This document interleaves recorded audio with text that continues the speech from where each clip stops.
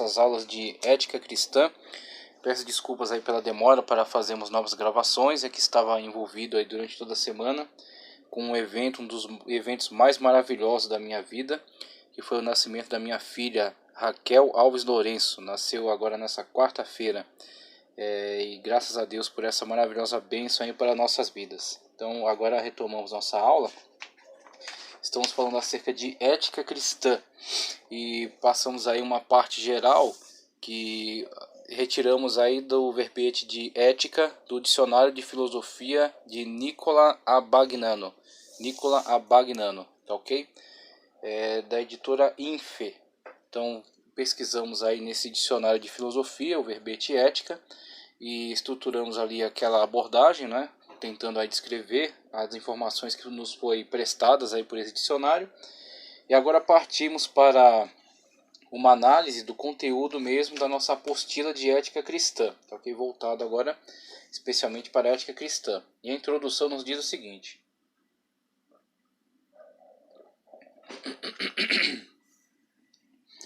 o vocábulo ética vem do termo grego ethos, que diz respeito aos hábitos, aos costumes das pessoas.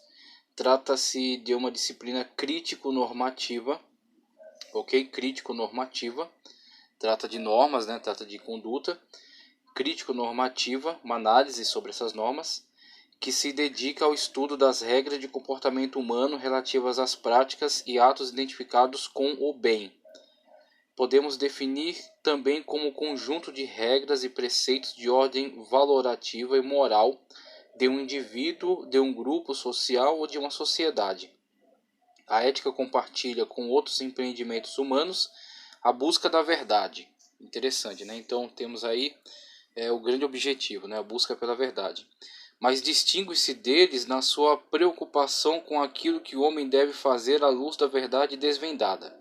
Ela não é simplesmente descritiva, mas também prescritiva no seu caráter. Não apenas descritiva, existe inclusive uma abordagem ética meramente descritiva, tá ok? Vamos ver aqui um desses campos de análise. Mas ele também fala do avanço, né, do interesse da ética, e principalmente relacionado à ética cristã, fundamentada, né, fundamentada na revelação bíblica, naquilo que é o principal em relação ao cristianismo, que são as normas transmitidas por Deus com a questão dos mandamentos, né, entregues no Sinai, ou aquilo que o Senhor Jesus Cristo nos comunicou de uma forma bastante clara, né? De uma forma bastante com autoridade a respeito daquilo que ele nos ensinou sobre os parâmetros de vivência, os parâmetros de conduta, aquilo que ele exige de nós em relação à conduta, né? A resposta em comportamento. Então temos aí os 10 mandamentos, por exemplo, e as bem-aventuranças, né? O sermão das bem-aventuranças transmitido por Cristo, pelo Senhor Jesus Cristo, como meios condutores, né? Como formas de orientação muito clara, muito prescritiva. Então não apenas descritiva de situações, ok? Não apenas uma análise fria, uma tentativa de imparcialidade, mas sim uma condução, uma prescrição, uma ordem, uma direção, para que você possa ter um parâmetro sobre o qual se conduzir, a partir do qual tomar decisões e viver a partir deles ou atentar contra eles. Mais uma definição. Então temos aí o avanço da ética com essa questão prescritiva, tá certo? Não apenas descritiva. Assim como os problemas teóricos morais não se identificam com os problemas práticos, embora estejam estritamente relacionados, também não se podem confundir ética e moral. E aí ele começa uma diferenciação aqui entre o campo dos problemas práticos e teóricos. Então temos muitas coisas no campo da teoria que podem ser julgadas como um bem, como algo necessário, como algo fundamental, mas que não necessariamente se traduzem num campo prático. Por isso que tem uma diferenciação importante a se fazer entre aqueles que prezam pelo ideal e aqueles que prezam pelo pragmático. Então o pragmático é aquilo que funciona, aquilo que de fato é comprovado pelas ações como algo que de fato está ligado ao comportamento objetivo dos seres humanos, aquilo que eles fazem, aquilo que eles deixam de fazer por motivos diversos, ok? Mas está ligado sempre a um plano prático. Num plano ideal, nós temos aquilo que pode conduzir até uma ação no plano prático, mas voltado para algo superior, voltado para algo que está além do plano prático, além daquilo que é imediato, tá certo? Está voltado aí para um objetivo final, uma causa final, ok? E aí teremos diversos pensadores que vão se alinhar de um lado ou de outro dessa questão, como vimos aí na leitura que fizemos, no estudo, né, do verbete de ética, quando vimos aí a busca pelo bem, só que uns o bem como fim, a finalidade última da sua vida, da sua ação, ou um bem como prazer, né, colocado ali com outros termos até, deixa eu dar uma olhada aqui para não esquecer, um bem como apetite, é interessante esse uso, o bem como apetite, ou seja, aquilo que é interessante para o momento, aquilo que é interessante para a situação. Então, a moral construída em cima daquilo que é interessante situacionalmente, ok? Então, temos uma visão pragmática sobre a moral, aquilo que funciona, aquilo que é do interesse, ok? Aquilo que atende às necessidades mais fundamentais da vida agora, e não necessariamente aquilo que está voltado para um bem final. Então, temos uns que se alinham nessa questão de um bem final, tá certo? Poderíamos colocar como uma questão teórica, né? Então não está ligado àquilo que é objetivo e àquilo que é instantâneo, aquilo que é imediato, mas está prestando algum tipo de obediência, está prestando algum tipo de respeito a uma causa final, um objetivo final, em vista dele. E o outro que é mais pragmático, ou é mais prático também, como foi colocado aqui mesmo, e que está ligado mais à questão do apetite, né, como trazido já nessa aula anterior, e que por isso é construído em cima dessa questão mais situacional. Então temos uma diferenciação entre esses dois, apesar de estarem relacionados. Então, de certa forma, não tem como um se isolar totalmente do outro. Mesmo que alguém adote um modo de viver, uma construção moral que vise, tá certo, o bem final, né, como fim, mesmo assim, para que ele chegue até esse fim, ele tem diversas situações e diversas tomadas de decisões, comportamentos que têm que ser pensados para o momento de agora. E mesmo esse também que toma essa questão, abordagem do bem, tá certo, como um apetite ligado ao pragmático, ao situacional, mesmo assim, ele, quando elabora sua moral, sua forma de conduta, sua forma de vida, mesmo visando esse tipo de abordagem, ele também tem uma meta, né? Ele também está perseguindo aí um objetivo. Então ele também tem um pouco daquela outra abordagem em relação à ética como fim. Tá certo? Então elas se relacionam. Há como você diferenciá-las, mas não há como você torná-las totalmente isoladas uma da outra. Elas, de certa forma, também se relacionam. E ele está levantando essa questão para trazer uma diferença entre ética e moral. É isso que ele vai trazer agora. Veja só. Assim como os problemas teóricos morais não se identificam com os problemas práticos, embora estejam estritamente relacionados, também não se podem confundir ética e moral. Não se pode confundir ética e moral. Assim como os problemas teóricos morais, a ética não cria moral. A ética não cria a moral. Conquanto seja certo que toda moral supõe determinados princípios, normas ou regras de comportamento. Não é a ética que os estabelece numa determinada comunidade, ok? Ele está começando a construir um entendimento, principalmente aquilo que é feito para melhorar, para facilitar o estudo em relação a essa diferenciação, tá ok? Da ética e da moral, o ethos e o mores, tá certo? Do latim.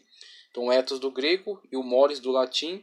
Na verdade, os dois não são tão diferentes assim, é porque um conceito está na língua grega, outro está na língua latina, ok? Existem algumas definições que diferenciam tanto, mas não são tão diferentes assim. Agora, para o estudo, é feita essa diferenciação, ok? Para facilitar então o nosso entendimento acerca do que estamos falando com ética e do que estamos falando com moral. E ele está trazendo aqui a ideia de que a ética não cria moral. Ou seja, a ética, na verdade, ela analisa a moral. E a moral é o costume. Então, a moral são os costumes que são construídos pela tradição. Então, tradição, inclusive, fala daquilo que é transmitido. Então, transmitido de geração em geração, a partir dos costumes, tá certo? Os costumes afirmados, os costumes ensinados, ok? Desde aqueles que são mais antigos, aqueles que são os referenciais, ok? Para uma cultura, e que vão comunicando isso de diversas formas, por meio dos ensinamentos familiares, por meio dos ensinamentos em grupo, tá certo? Dentro das tribos ou dentro das cidades, e aquilo que vai se tornando comum, um patrimônio cultural, um patrimônio comum. E aquilo que se tornou comum, então, torna-se esse valor espiritual daquele povo, né? Esse valor cultural daquele povo, ele será transmitido de geração em geração. Então, as gerações antigas vão se encarregar de comunicar estes valores culturais às próximas gerações. Aí está a tradição está em funcionamento. E aquilo que foi comunicado por tradição constitui a moral, e a moral é o costume. Agora, em cima desta moral, em cima desse costume, vai vir a ética, que vai analisar dentro dessa construção o valor devido, tá certo? Daquilo que foi comunicado, o valor devido daquilo que foi transmitido. Porque muitas das vezes um costume, uma determinada moral, passa por necessidade de correções ao longo da história. Nós vimos isso acontecer em muitas situações e dentro de muitos povos. Inclusive o cristianismo, quando ele ascende ao poder e ele começa a ter influência universal, ele vai corrigir diversos tipos de tradições, tá certo? Diversos tipos de conteúdos morais que estavam presentes na sociedade na época, né? Vindos, né, oriundos do mundo greco-romano. Então muitas coisas vão ser corrigidas a partir da ascensão desse novo referencial ético e moral. E aí, inclusive, chamado hoje, né, de cultura judaico-cristã, chamada cultura judaico-cristã, advinda desde do Código de Moisés, né, do Pentateuco, absorvida pelo Novo Testamento, né, e comunicada a nós pelo Senhor Jesus Cristo, com a sua ótica, a sua forma de ver, tá certo? Traduzida pelos apóstolos, o apóstolo Paulo principalmente, através das suas cartas, suas 13 cartas, ok? E agora colocada, né, em operação, né, colocada em vigor dentro das igrejas. É um conteúdo judaico-cristão, absorvido desde o legalismo judaico, filtrado na graça, tá certo, dentro do cristianismo, e comunicado aos povos, tornando-se agora um novo referencial que vai julgar, inclusive, tradições antigas comunicadas desde da cultura greco-romana. Então temos aí uma situação na qual vai haver uma correção de certas tradições. Então a moral estava estabelecida ali, a moral foi sendo comunicada ao longo de muitas gerações, muitos séculos, mas ela muitas das vezes passará por certas correções, ok? Então a moral vai sendo construída historicamente, só que a partir de determinado momento, a partir de determinado momento, certos grupos fazem uma análise sobre toda essa tradição, sobre toda essa construção moral, ok? Então temos aí, esta análise é feita muitas das vezes a partir de determinada ética, ok? Então esse conteúdo ético vai ser importante para estabelecer meios, tá, ok? De fazer uma análise sobre o conteúdo moral. Então por isso que para estudo eles fazem uma diferenciação importante entre ética e moral. Diz a ética não constrói a moral. A moral são os costumes. A moral é construída historicamente. Agora, a ética vai analisar todo esse conteúdo, essa construção moral, tá certo? Toda essa construção de costumes e vai determinar aquilo que de fato permanece e aquilo que precisa ser modificado, aquilo que precisa ser corrigido e aquilo que pode de fato ser comunicado, ser continuado. Então temos aí uma diferenciação entre a ética e a moral, tá certo? A partir dessa leitura aqui. A ética depara com uma experiência histórico-social, conforme foi explicado aqui já, né? Uma experiência histórico-social. História comunicada ao longo do tempo, das eras. Social, aquilo que é válido dentro da sociedade, aquilo que é um valor dentro da sociedade, que se tornou cultura nessa sociedade. Muitas das vezes se constrói um mito para se poder comunicar esta cultura, para que não se percam, né, todos os aspectos dessa construção cultural. Então muitas vezes se constrói um mito e através desse mito comunica-se valores, tá certo? Então diversos mitos aí da mitologia grega, da mitologia egípcia, tá certo? Da mitologia hindu, que pretende comunicar esses valores culturais construídos ao longo da história. Então é histórico-social, ok? Histórico-social. No terreno da moral, ou seja, com uma série de práticas morais já em vigor, e partindo delas, procura determinar a essência da moral. A essência da moral, sua origem, as condições objetivas e subjetivas do ato moral, as fontes da avaliação moral, a natureza e a função dos juízos morais, os critérios de justificação desses juízos. Agora veja, critério de justificação desses juízos é uma análise ética sobre o conteúdo moral construído ao longo da história e muitas das vezes comunicado através das tradições, que constroem para essa comunicação efetiva alguns mitos, tá certo? Algumas narrativas. Agora, muitas das vezes essas narrativas serão futuramente analisadas e muitas das vezes, para se justificá-las, vão se lançar mão até de certos recursos, como por exemplo, na época em que surge as escolas neoplatônicas, elas analisando os conteúdos mitológicos da cultura grega, passaram a usar a ferramenta da alegorização. E essa alegorização depois vai ser também trazida para dentro do cristianismo pela escola de Alexandria, que vai então utilizar essa alegorização para tentar interpretar muitos textos bíblicos e adequá-los até a certos pontos de vista filosóficos das escolas platônicas, aristotélicas. Então usar a ferramenta da alegorização, que já foi usada também por pensadores alegorizando as mitologias, tentando encontrar nela referenciais éticos e morais, para então validá-las, porque se elas forem tidas tal qual estavam construídas, seriam apenas fábulas, contos para a criança, mas uma vez que eram alegorizadas, buscando-se um ensinamento que estivesse por trás daquela literalidade, por trás daquele texto, né? Então tem algo a mais, tem uma lição de moral, tem algo que está escondido, está por trás do texto. Então começou-se então a valorizar-se novamente essas narrativas, a valorizar-se novamente esses conteúdos mitológicos, tá ok? Então é interessante observar a forma, né, como lidam com essa construção moral. Agora, a partir, né, dessa análise ética, vai ser então analisado aquilo que de fato deve permanecer, porque é comprovado, né, é válido, é útil, e aquilo que na verdade precisa passar por uma correção ou até precisa ser mesmo retirado, tá certo? Aquilo que precisa ser mesmo excluído, como algo que foi durante muito tempo tido como uma verdade, mas que foi desmentido, foi desmascarado. Como por exemplo na cultura cristã, a ética cristã, fundamentada aí na cultura judaico-cristã, ela vai corrigir muitas coisas da cultura greco-romana, como por exemplo o direito que os pais tinham de determinar se os filhos podiam viver ou morrer.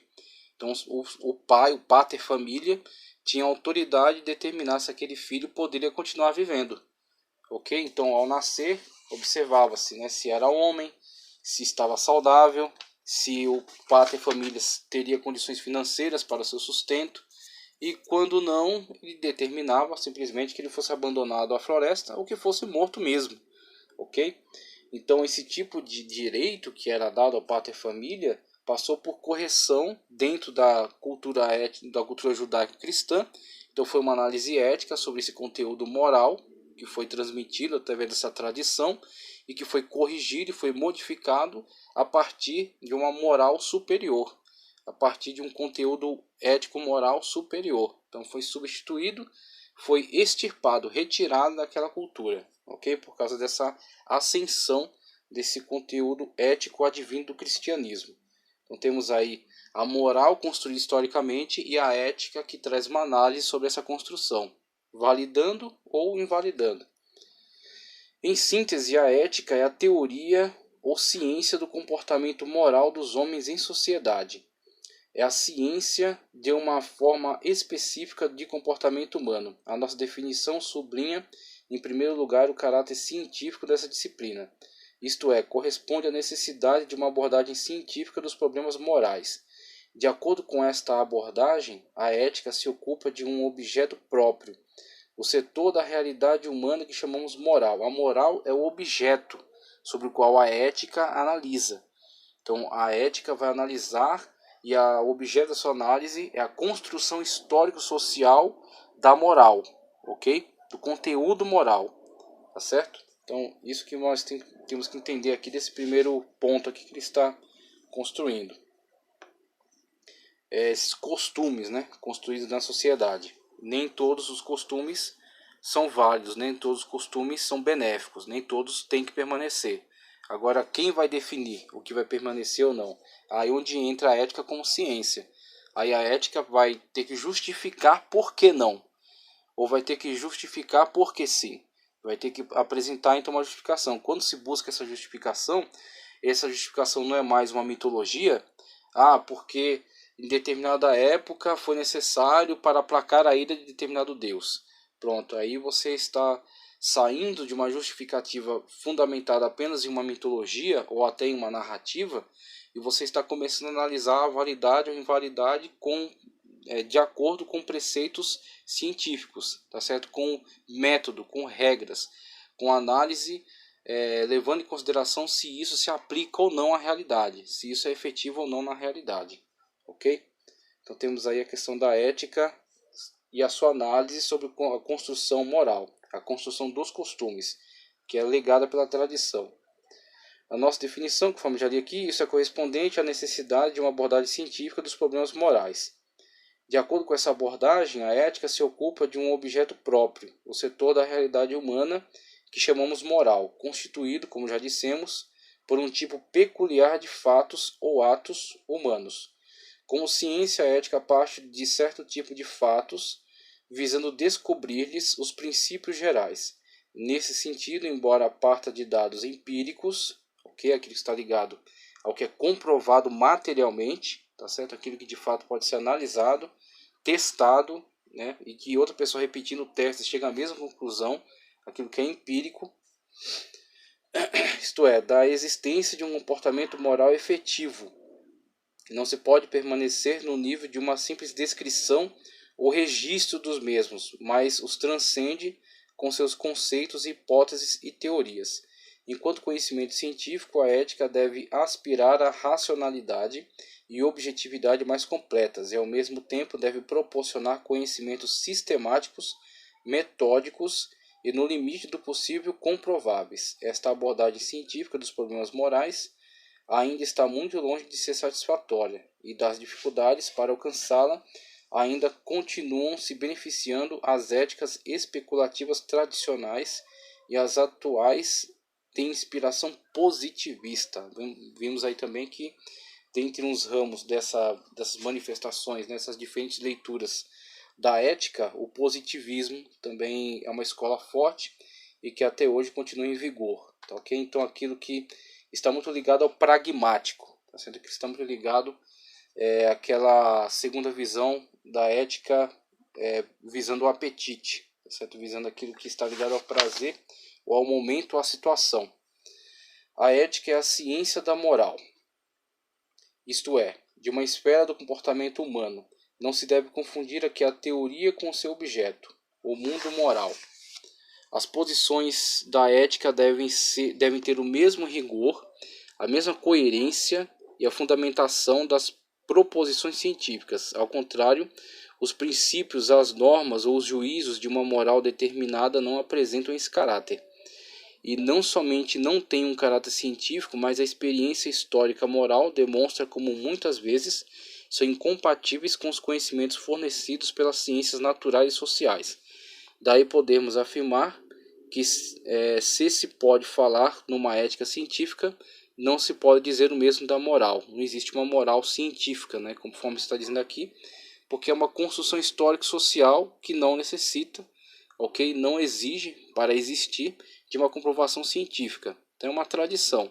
Uma vez que aquilo foi validado por esta determinada sociedade, mesmo que para uma outra sociedade seja totalmente absurda, seja esdrúxula, mas aquilo é validado mesmo, ok? Pela comunicação, pela vivência, tá certo? Pela valorização que é dada dentro daquela determinada cultura. Então, se para eles é válido e existe uma determinada justificativa que para eles é suficiente, então ela existe dentro dessa cultura. Agora, não necessariamente ela será válida também para uma outra cultura, em uma outra situação. Então, ela, a partir daquela construção histórica, ela é válida dentro daquela cultura, mas ela não requer para si nenhum elemento científico comprobatório, algo que de fato dê a ela essa autoridade, ok? Essa autoridade empírica, uma vez que ela existe, uma vez que ela é comunicada, uma vez que ela vira uma tradição, ela vira um valor cultural, pronto, isso é suficiente para que ela permaneça. Agora a ética avança um pouco mais. Então a ética, conforme ele coloca aqui, pressupõe uma análise científica em cima deste objeto moral. Então ela vai analisar se isso se comprova como um bem para a realidade ou não, ok? Agora, dentre essas análises, claro, nós estamos falando aqui de ética cristã, é a ética cristã, ou seja, essa cultura judaico-cristã, que vai construir esta análise sobre a moral, ok? Então, quando os missionários, quando os apóstolos partem para interagir com outros povos, eles fazem aí um trabalho de transculturalismo, ok?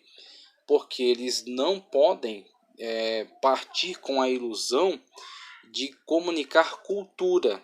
Então ele sai de uma determinada cultura ocidental, ele se desloca para o Oriente, interagir com um povo do Extremo Oriente.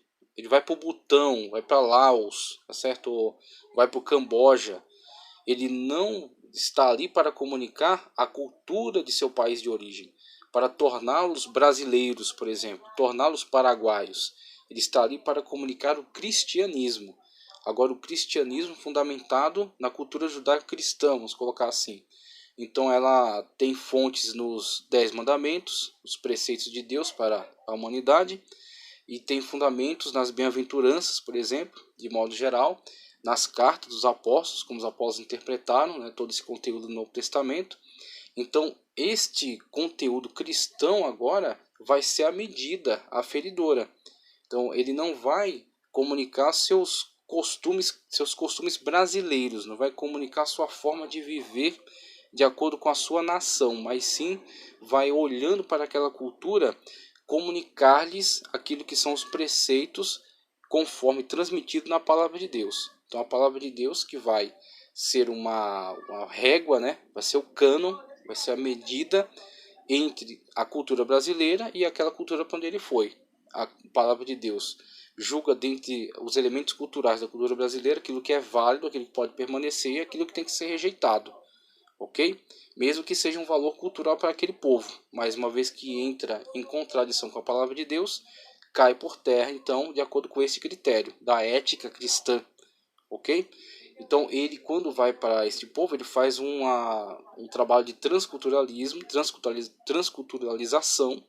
Ele abandona, então, muitos dos elementos da sua própria cultura para se inserir naquela nova cultura, ok?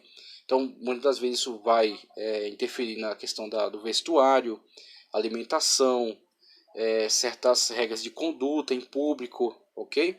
Porque ele está indo para dentro daquela nova cultura. Agora, dentro daquela cultura vão haver algumas características que são irrelevantes, não afetam, não atentam contra a palavra de Deus, mesmo que atentem contra a sua cultura de origem. Então, atentam contra a cultura brasileira, não é um costume do Brasil, tá certo? Mas não necessariamente atenta contra a palavra de Deus. Então, os apóstolos tiveram um grande problema com isso. Inclusive, o apóstolo que foi levantado pelo Senhor Jesus Cristo, que teve grande êxito, porque de fato abriu, né, se entregou totalmente aos propósitos que Deus tinha com a sua obra, foi Paulo. Paulo deu uma lição dos outros apóstolos, porque ele de fato passou por essa experiência transculturalista. Então ele não vai para dentro da cultura grega levar a cultura judaica. Aquilo que ele deixa muito claro na carta aos Gálatas. Tá certo? A lei mata, não é a lei que salva, a lei condena, a lei aponta o pecado. Né? Como é que vocês começam pela graça e terminam na lei? E diz que eles foram feitos de trouxas ainda. Então ele é bem claro com isso. Então Paulo ele passa por uma experiência transcultural. Ele sai da cultura judaica na qual ele estava, e que ele estava bastante imerso nela, mas ele consegue se desvencilhar, tá certo? Desses laços culturais, e ele emerge no mundo grego e depois também interage com o mundo romano e comunica o evangelho puro e simples, a cruz de Cristo apenas. Então, eles não têm que se tornar judeus para serem salvos. Eles não têm que se judaizar para serem salvos. Ele tem que aceitar a Cristo e permitir que esta ética de Cristo, essa ética, tá certo, da Sagrada Escritura, interfira na sua própria conduta moral, corrigindo aquilo que está contra a palavra de Deus e mantendo, uma vez que não atentar contra a palavra de Deus, mantendo aquilo que for seu elemento cultural próprio. Então, aquilo que é um elemento cultural próprio, que não atenta contra a palavra de Deus, não é necessário ser mudado. Uma vez que a palavra de Deus é que vai ser agora, que vai fornecer o elemento de análise ética sobre esta moral. É a palavra de Deus, a ética cristã, tá certo? Que vai analisar esta tradição, essa construção moral, esses costumes. A ética não é a moral. A ética não é a moral, conforme ele coloca aqui no parágrafo, veja só. Vamos dar continuidade. Só um minuto. Portanto, não pode ser reduzida a um conjunto de normas e prescrições. A ética não é a moral. E, portanto, não pode ser reduzida a um conjunto de normas e prescrições. Sua missão é explicar a moral efetiva. E, nesse sentido, pode influir na própria moral. Então, para influir na própria moral, eles têm que estar, vamos dizer assim, acima dela. Ela não é uma construção cultural particular, tá certo? Ela não é uma construção de costumes conforme desenvolvido ao longo da história, mas ela é uma análise crítica sobre esses costumes. Ela é uma análise crítica sobre essa construção moral, histórico-social, ok? Então ela tem que estar acima dela, tem que ter outros critérios. Os critérios não são justificáveis simplesmente por questões particulares, mas tem que ser uma questão que seja universal, que seja válido para todos, tá certo? Uma questão que seja de fato comprovado dentro de uma análise empírica, comprovado dentro da realidade, algo que funcione, ok? Não algo simplesmente pragmático, pode ser algo ideal também, e deve também ser algo ideal. Ideal e que esteja acima e que sirva para todos, tá certo? Mas que se traduza num bem geral, num bem coletivo, e não apenas num bem para determinado povo em determinado lugar, tá certo? Mas algo que seja comprovado, geral, universal e que seja um bem, que seja válido para todos. Então a ética vai ter condições de analisar essas diferentes construções morais. A ética está acima e analisa essas diferentes construções morais particulares. Seu objetivo de estudo é constituído por um tipo de atos humanos ou atos conscientes, tá certo? E voluntários dos indivíduos que afetam outros indivíduos, determinados grupos sociais ou a sociedade em seu conjunto. Na definição antes enunciada, ética e moral se relacionam, pois, como uma ciência específica e seu objeto. Se relacionam, pois, com uma ciência específica e seu objeto. Ambas as palavras mantêm assim uma relação que não tinham propriamente em suas origens etimológicas. Certamente moral vem do latim mos ou mores, tá certo? Costume ou costumes, no sentido de conjunto de normas e regras adquiridas por hábito. A moral se refere assim ao comportamento adquirido ou modo de ser conquistado pelo homem. Ética vem do grego ethos, que significa analogamente modo de ser ou caráter, enquanto forma de vida também adquirida ou conquistada pelo homem. Assim, portanto, originalmente ethos e mos, caráter e costume, assentam-se num modo de comportamento que não corresponde a uma disposição natural, mas que é adquirido ou conquistado por hábito. E precisamente esse caráter não natural de maneira de ser do homem, que na antiguidade lhe confere sua dimensão moral. Vemos, pois, que o significado etimológico de moral e de ética não nos fornece o significado atual dos termos. É aquilo que a gente já colocou, que para o melhor entendimento do estudo é acentuada essa diferenciação, mas que de origem essa diferenciação não está tão presente, tá ok? Ethos do grego, mores, tá certo? Do latim, e ambos se relacionando com essa questão dos costumes adquiridos por hábitos comunicados por tradição, ok? Mas agora bem diferenciados para que possamos relacionar moral ao costume, tá certo? E o costume histórico-social construído, comunicado por tradição, e a ética com essa questão mais científica, crítica de análise sobre o objeto, e o seu objeto é a moral. O seu objeto são os costumes. Então a moral se tornou objeto para análise da ética, e a ética é crítica nesta análise. Tá, ok? Então temos agora essa construção para melhor entendimento, né, de como estão lidando com ela. O comportamento moral pertence somente ao homem na medida em que, sobre a sua própria natureza, cria esta segunda natureza, da qual faz parte sua atividade moral. Então interessante como ele lida, né, com essa questão aqui do esclarecimento sobre a moral, os costumes, a construção a partir do hábito, e a ética, essa análise crítica, né, fazendo da moral então seu objeto, o objeto da sua análise. E aí, conforme está em tela, esses dois textos que são fundamentais então para analisarmos como a ética cristã ela vai olhar para todas essas construções morais. Então, muitas das vezes, ela vai entrar em colisão, né, com essas construções morais particulares, a partir, né, da forma como ela coloca, né, o seu objetivo, o seu fim, a sua finalidade. Então, quando nós temos a palavra de Deus se colocando dessa forma bastante clara, bastante objetiva, ela será uma linha mestra, né, ela será uma régua. Então, aquilo que não couber dentro desta medida será então excluído. E a moral cristã será construída então em cima dessas colunas, em cima dessas bases, tá ok? E principalmente quando olhamos para o Antigo Testamento, né, para as leis de Moisés, a partir da ótica cristã, né, do Novo Testamento, e temos então o aferidor ético que vai analisar todas essas construções morais. Então, como o caso do missionário que eu expliquei, quando ele vai para outra cultura, precisa fazer esse trabalho de transculturalização, onde ele vai deixar os elementos particulares de sua cultura de lado e ele vai olhar para essa nova cultura a partir desses referenciais éticos transmitidos dentro do cristianismo. A sua análise tem que ser a partir dessa orientação, tá certo? A partir desse referencial ético cristão e não a partir de seus referenciais culturais do seu país de origem. Então temos aí o que será referência para ele, o que será a linha mestra. Por exemplo, no livro de Êxodo, capítulo 20, nos versículos 1 ao 17, quando lemos: Então falou Deus todas essas palavras, dizendo: Eu sou o Senhor teu Deus, que te tirei da terra do Egito, da casa da servidão. Não terás outros deuses diante de mim. Obviamente, ao analisar diferentes culturas, quando entrar em contato com o paganismo, com o politeísmo, tá certo? Isso aqui será um problema, né? Será então uma problematização em relação a esta análise, porque está se posicionando no sentido de condenar, né, esta prática de ter mais de um Deus.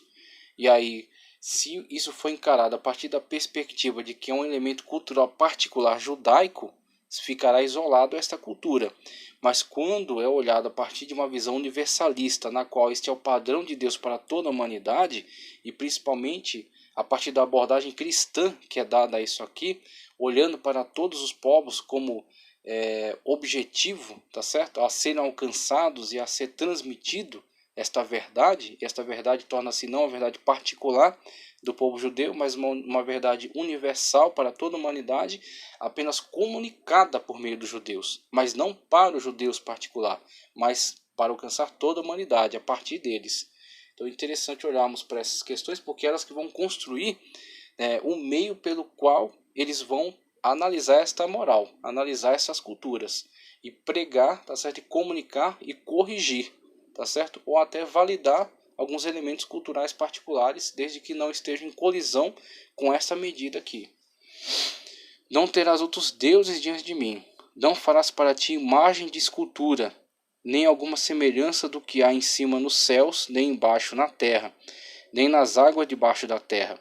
Não te encurvarás a elas, nem as servirás, porque eu, Senhor teu Deus, sou Deus zeloso, que visito a iniquidade dos pais nos filhos, até a terceira e a quarta geração daqueles que me odeiam, É interessante uma leitura atenta, até a terceira e a quarta geração daqueles que me odeiam. Não é simplesmente até a terceira e quarta geração em função de uma situação criada por essas gerações anteriores, mas sim quando há uma continuidade dessas práticas, ou seja, até a terceira e quarta geração de quem? Daqueles que me odeiam, ou seja, daqueles que continuam nessas práticas. Ok? Interessante.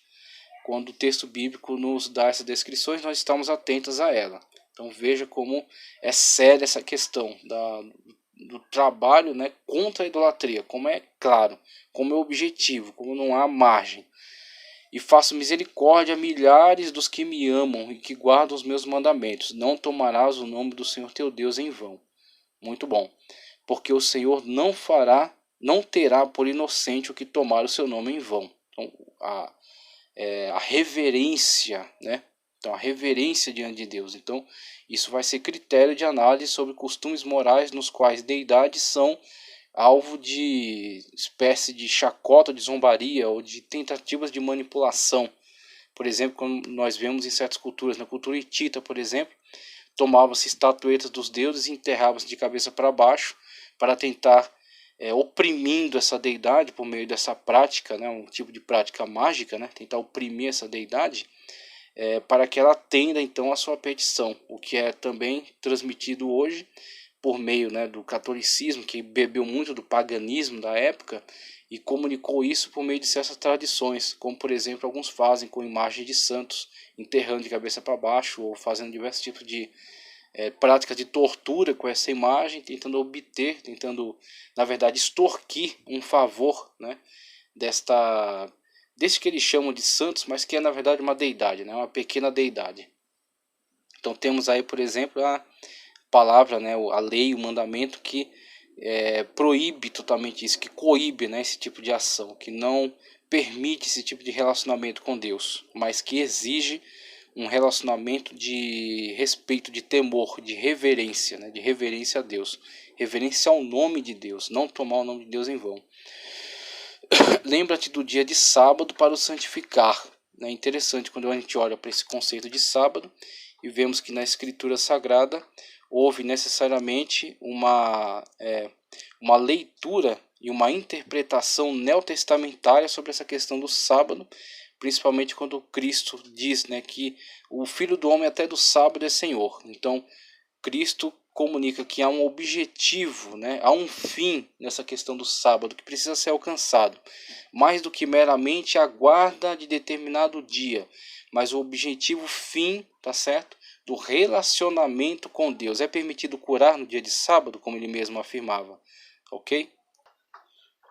Então, como estava falando, o fim, o objetivo, né, pelo qual o homem não foi feito para o sábado, mas o homem não foi feito em vista do sábado, mas o sábado pelo homem.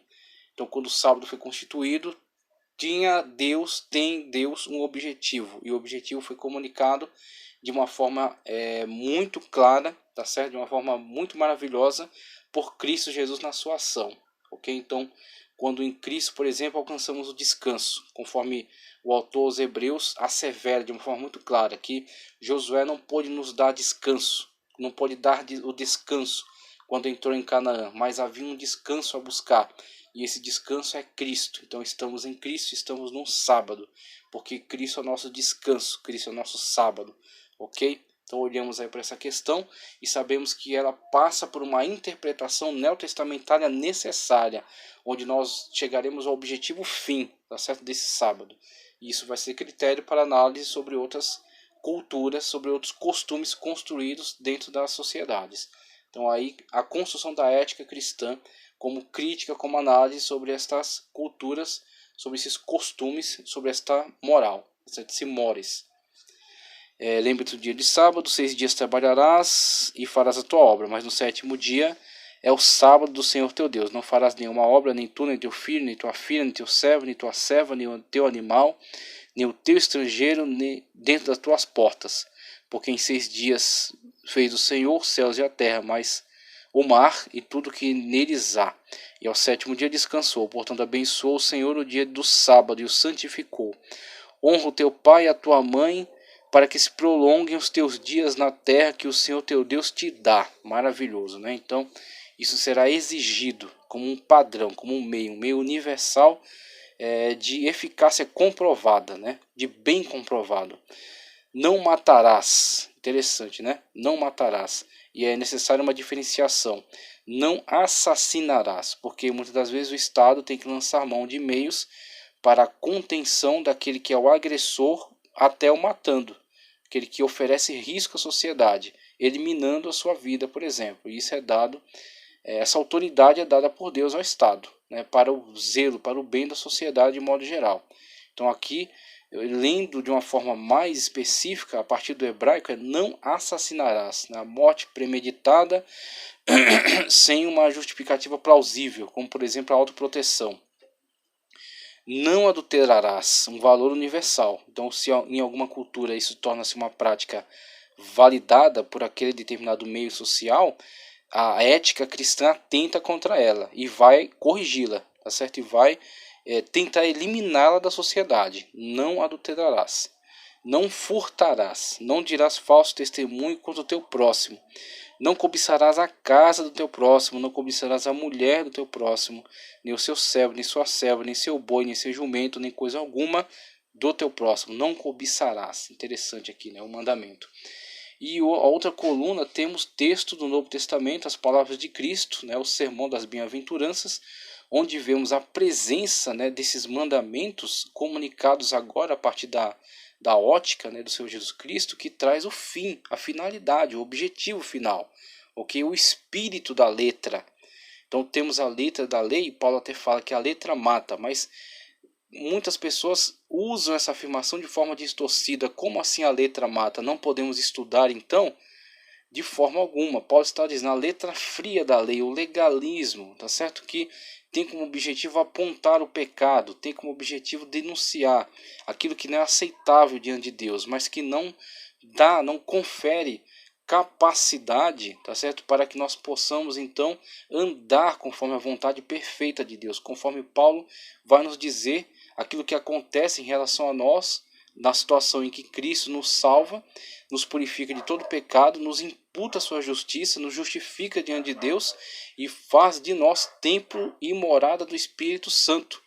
Tendo agora o Espírito Santo, andamos conforme a lei do Espírito. E aqueles que andam conforme a lei do Espírito não cumprem as concupiscências da carne.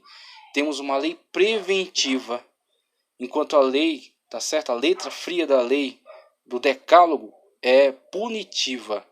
Ok? Então, ela dá aqui essas negativas, tá certo? Algumas afirmativas, a maioria negativas, e há uma punição àqueles que descumprem, né? Aqueles que atentam contra ela. Mas ela não dá o elemento capacitador para o cumprimento, o que o Espírito Santo de Deus confere. Porque quando você anda conforme o Espírito, você não cumpre as concupiscências da carne. E as concupiscências da carne são denunciadas no decálogo. O decálogo é apenas a denúncia que torna pecado, tá certo? Uma vez que normatizou, tornou pecado essas práticas.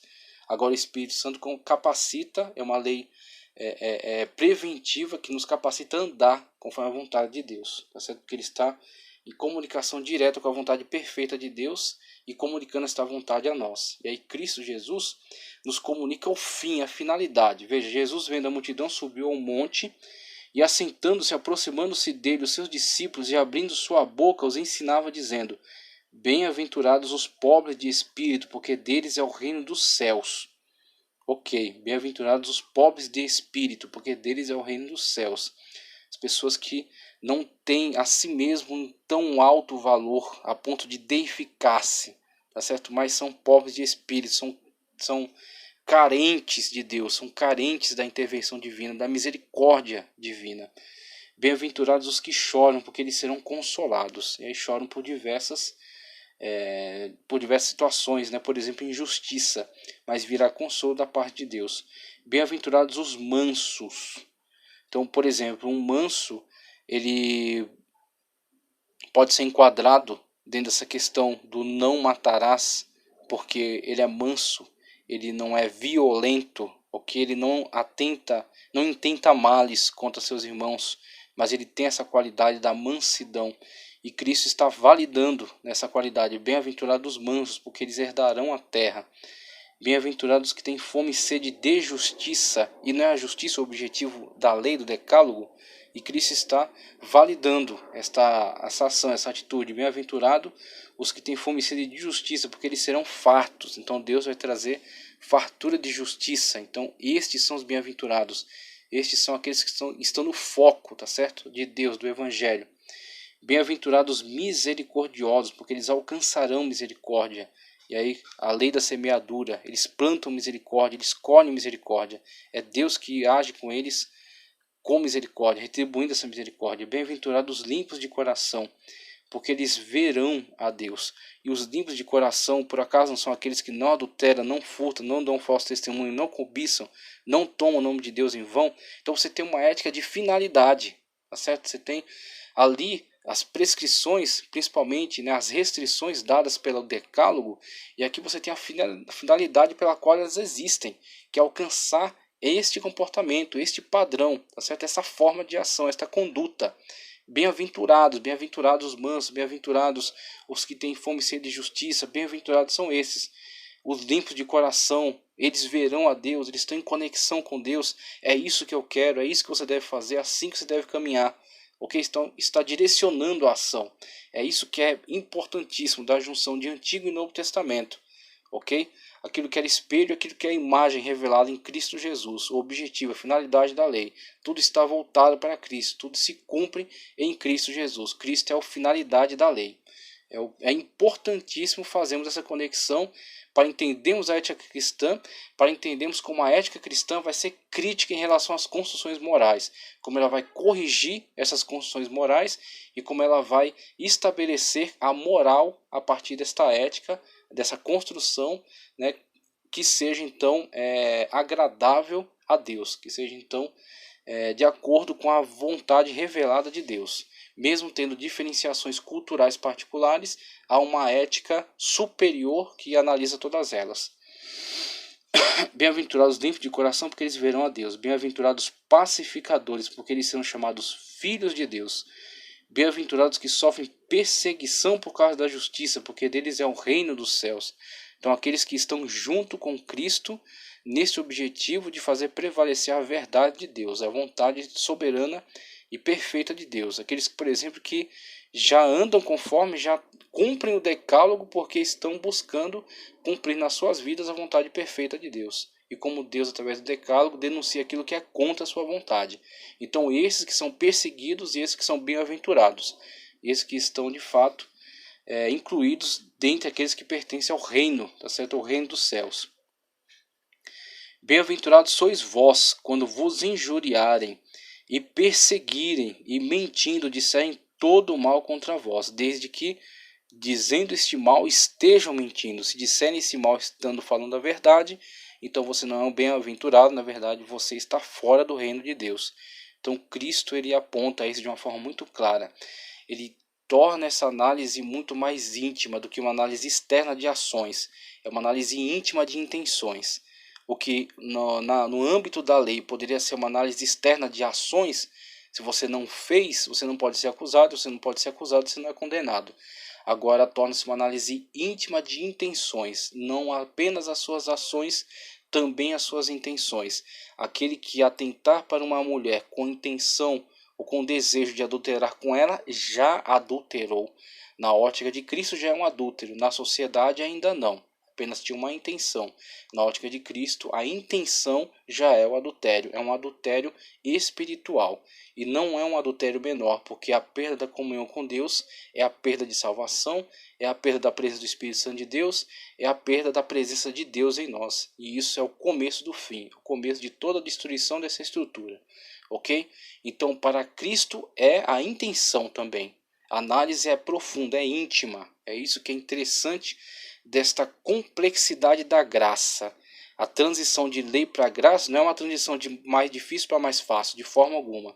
É uma transição de difícil porque não tínhamos o Espírito de Deus, para mais difícil ainda, porque agora temos o Espírito Santo de Deus para nos capacitar e a nossa análise é muito mais específica, é muito mais crítica, tá certo? É muito mais íntima, é uma análise agora de intenções, não só de ações.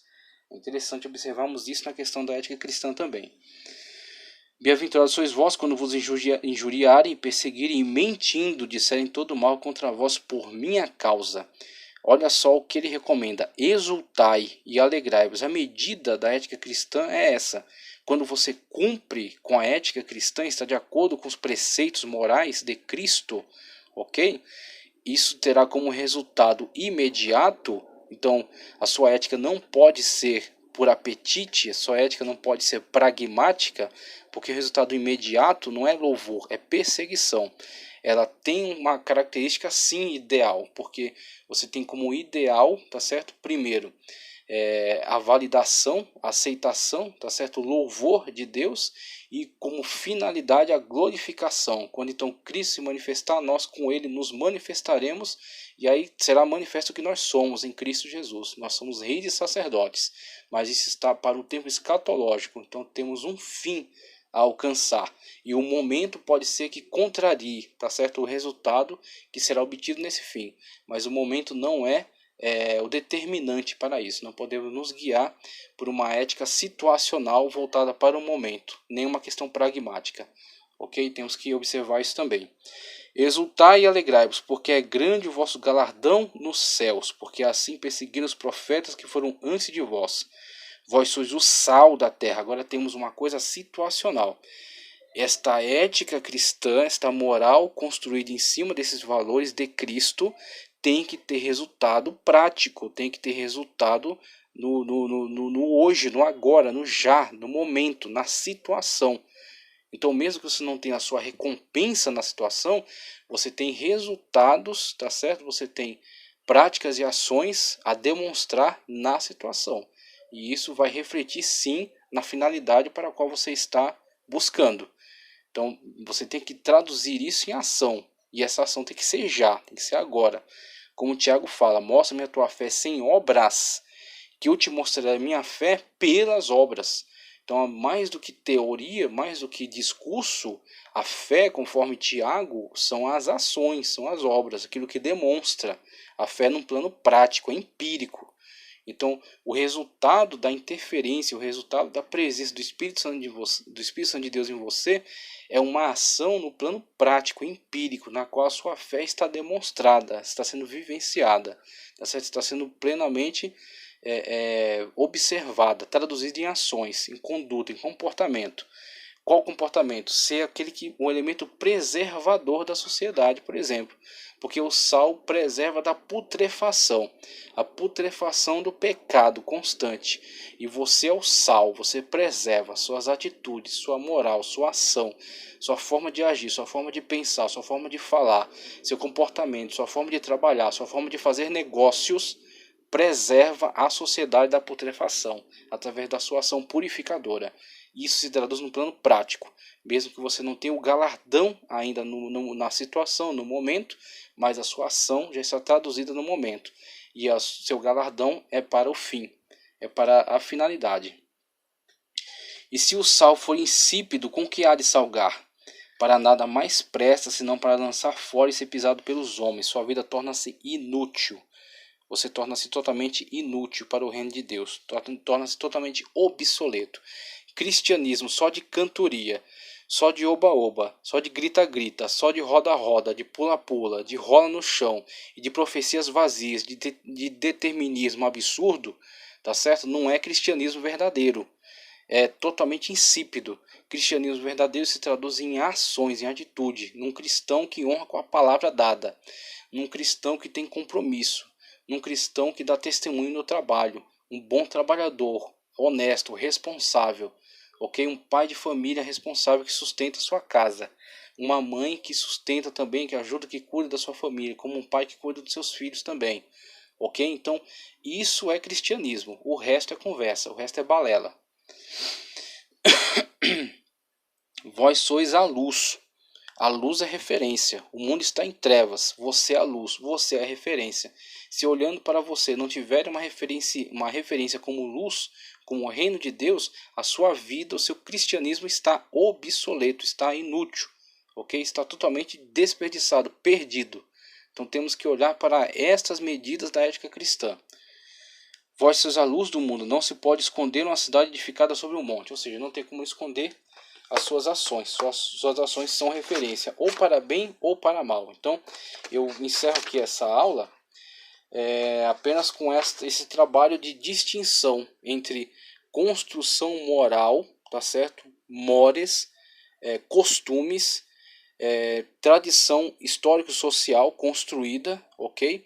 E ética, com essa análise científica crítica sobre as construções morais, sendo a moral um objeto para análise crítica da ética, e a ética cristã fundamentada, tá certo, na revelação bíblica desde o Antigo Testamento, o Decálogo, não somente o Decálogo, mas todos os preceitos da lei, traduzidos, interpretados, tá certo, à luz do Novo Testamento, da finalidade conforme dada por Cristo Jesus, o objetivo, o fim, o espírito da lei, conforme dado por Cristo Jesus, tá ok?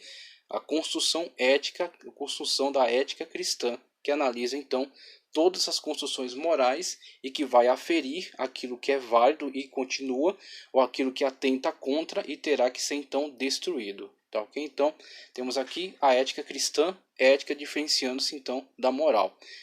Agradeço a oportunidade, agradeço aqui a presença de vocês, tá certo?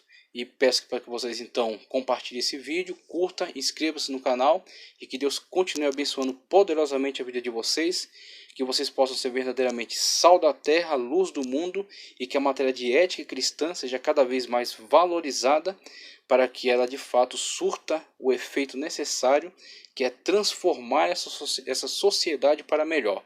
O cristianismo tem sido enfraquecido com o enfraquecimento da sua ética, mas nós estamos aqui para lutar pelo seu fortalecimento, ok? Deus abençoe sua vida em nome de Cristo Jesus.